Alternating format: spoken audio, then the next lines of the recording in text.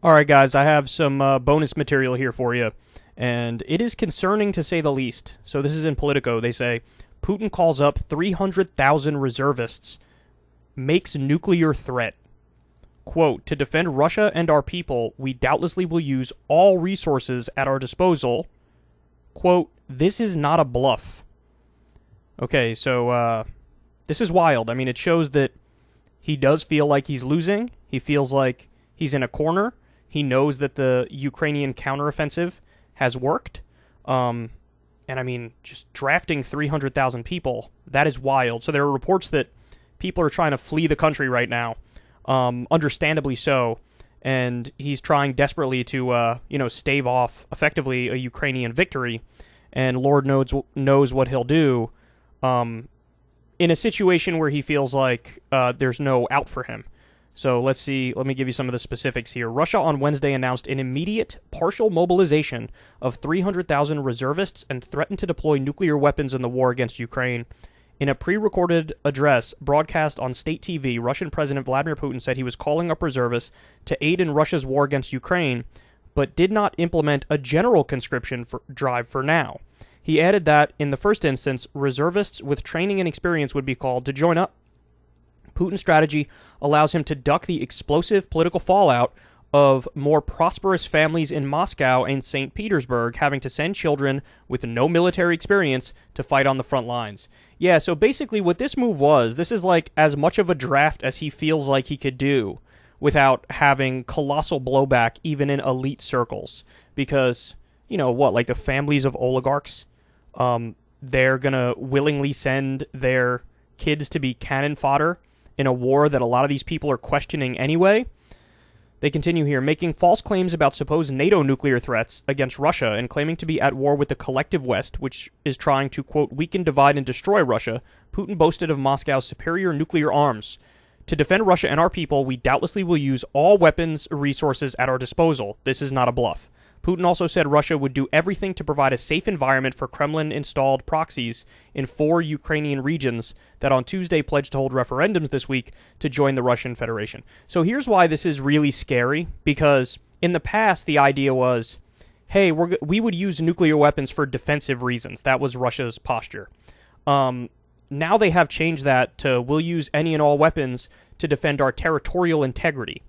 Well, if we have these fake referendums in these 4 Ukrainian territories that are occupied by Russia, and if they go the way that we know they're going to go because they're effectively rigged, that Russia's going to win, and so these 4 Ukrainian territories say, well, now we're part of Russia, well, then Putin can turn around and say, well, for me to defend our territorial integrity, we could, nuke Ukraine, because we view what they're doing now as offensive, because they are on our territory. So, you can see all the chess moves here in place, and it's kind of fucking scary. It's kind of scary, because the question is, fundamentally, how much of a rational actor is Putin? Obviously, if he is a rational actor, he won't use any nuclear weapons, because he knows what he's risking if he does that. But, you're rolling the dice either way.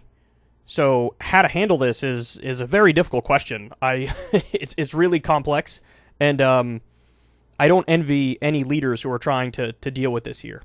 On Tuesday, Russia's proxy states in Ukraine's eastern Donbass region, the self-proclaimed People's Republics of Luhansk and Donetsk, declared they would imminently hold referendums on being recognized as part of Russia. All right, so we covered this yesterday on the show. Let me give you a couple more pieces of information on this, which I find very interesting. Russia protests, more than 1,300 arrested at anti-war demonstrations. So look, there's no two ways about it. These people are absolute heroes. Vladimir Putin is an authoritarian, and he does not believe in free speech and free expression. And you have these people honestly risking their lives to go out there and protest this war.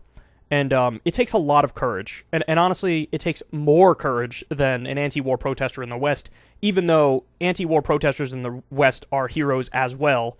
The government strategy for those people is to, ignore them or infiltrate them and do divide and conquer. This is just flat out, jackbooted thugs throwing you in prison for free speech. And then we also have this. Russians arrested at protests against Putin's mobilization decree are reportedly getting called up into the army tonight, right in the police station. So these anti-war protesters are being forced to go fight a war they don't believe in. This is crazy stuff, man. So he's in a corner. The Russian counteroffensive has been very successful. The referendums are like a last-ditch effort to save some face, to try to pretend like, no, these Ukrainian territories are now Russian. I'm not optimistic about the future. We need to find some sort of escape hatch here where we can get some sort of a negotiated peace deal, which is fair. The problem, of course, is what are terms of a quote-unquote fair deal? Well, that will vary massively depending on who you ask, right? The Ukrainian position is we're not giving up a single fucking inch of our territory. The Russian position is at the very least you have to give up Crimea, which we've held since 2014, and the eastern region of the country, the Donbass region. Those are the bare minimum of what you need to give up. So it looks like we're at an impasse, but look, we got to find a way out because, again, this is the nuclear age. We can't really afford to roll the dice like this, and unfortunately that's what's happening right now. So honestly, a terrifying situation to be in. It should be getting a lot more detailed coverage, but it's not. So there you have it. Not good, guys. Not good, to say the least.